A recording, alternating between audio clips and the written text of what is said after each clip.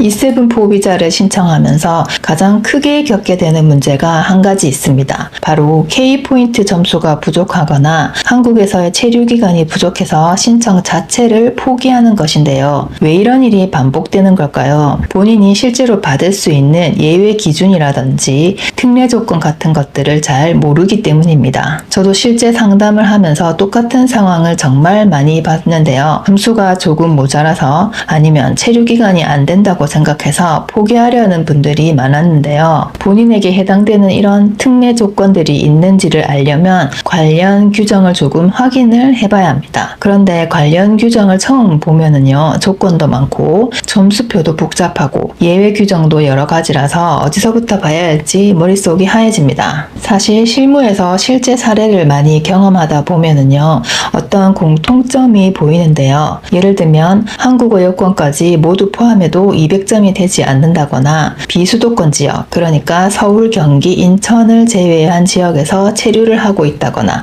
이런 경우에 해당하는 분들이라면요, 오늘 말씀드린 이것 하나로 해결할 수 있는 방법이 있습니다. 제가 실제로 의뢰받았던 사례를 바탕으로 어떻게 해결했는지를 말씀드릴 텐데요. 혹시 지금 점수가 부족해서 포기하려고 하셨다면 영상 끝까지 꼭 시청해 주시기 바랍니다. 생각보다 결과가 달라질 수도 있습니다.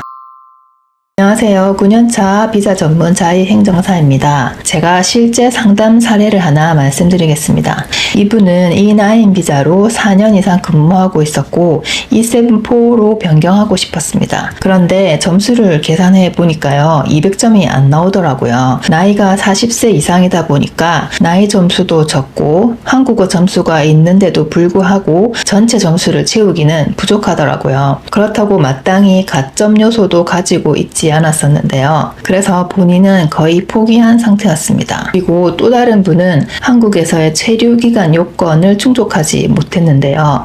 E7 비자를 신청하려면은요, 최근 10년간 E9이나 E10 그리고 H2 자격으로 한국에서 4년 이상 체류하고 거기에 플러스 현재 등록된 외국인으로서 근무처에서 정상적으로 근로 중이어야 하는데요. 그런데 이 체류 기간 요건에는요, 특례가 있습니다.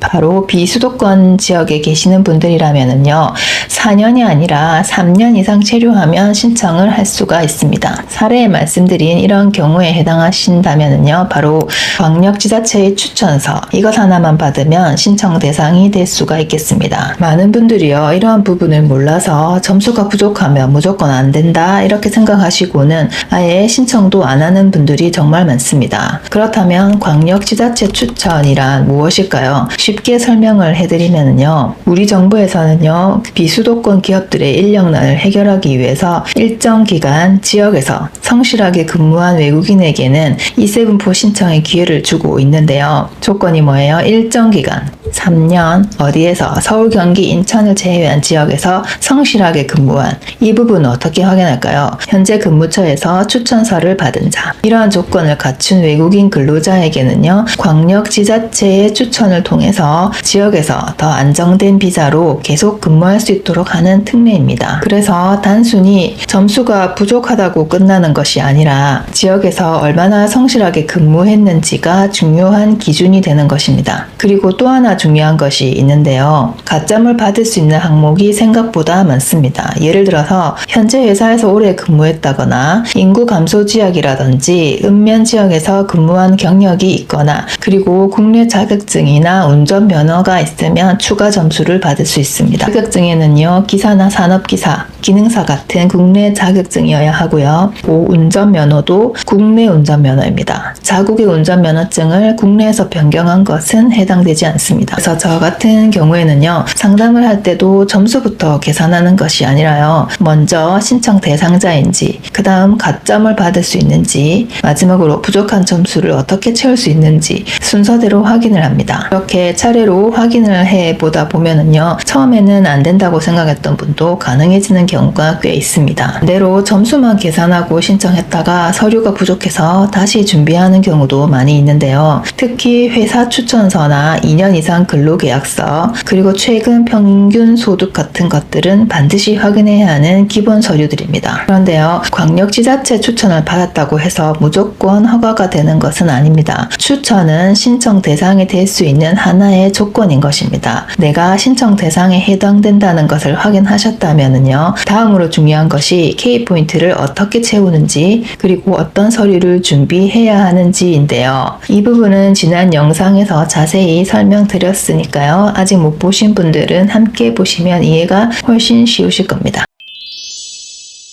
자, 오늘은 K포인트 점수가 부족하거나 한국에서의 체류기간이 부족해서 E7포 비자를 포기하려고 하셨던 분들을 위해서 광역지자체 추천 제도에 대해서 설명을 드렸습니다. 오늘 꼭 기억하셨으면 하는 것은요, 점수가 부족하다고 해서 바로 포기할 필요는 없다는 것입니다. 비수도권 특례를 적용할 수 있는지, 가점을 받을 수 있는 항목이 있는지, 지자체 추천서를 받을 수 있는 대상인지, 이 세 가지만 확인해도 결과가 달라질 수 있습니다. K포인트 E7포 비자가 2023년 하반기부터 시행된 이래로 해 3만 명 이상을 선발하고 있습니다. 그래서 이 숙련 기능 인력 전환 제도에 대해서 관심을 가지고 준비하고 있는 분들도 굉장히 많으실 텐데요. 오늘 영상이 E7포 비자를 준비하고 계신 분들께 도움이 되셨다면 구독과 좋아요도 부탁드리고요. 혹시 영상을 보시면서도 내 경우에도 광역지자체 추천을 받을 수 있을지, 나는 점수가 부족한데 신청이 가능한지 이렇게 헷갈리는 부분이 있다면 혼자 판단하기보다는 전문가에게 한번 확인해 보시는 게 확실히 도움이 되실 겁니다. 저희는 상담을 진행할 때 준비 서류부터 안내하는 것이 아니라 현재 상황에서 어떤 방법이 가장 가능성이 높은지를 먼저 함께 검토해 드리고 있습니다. 아래 고정 댓글에 실제 E7포 비자 성공 사례들을 정리해 두었는데요. E7포 비자는요, 그냥 단순 노무 인력에서 숙련 기능 인력으로의 자격 변경을 의미하는 것뿐만 아니라 한국에서 가족과 함께 정주할 수 있는 그 첫 단계가 되는 굉장히 중요한 전환점이 되는 비자입니다. 이런 중요한 비자를 대충 준비하지 마시고 고정 댓글 확인하시고 지금 바로 전문가의 도움을 받아보세요. 시청해 주셔서 감사합니다.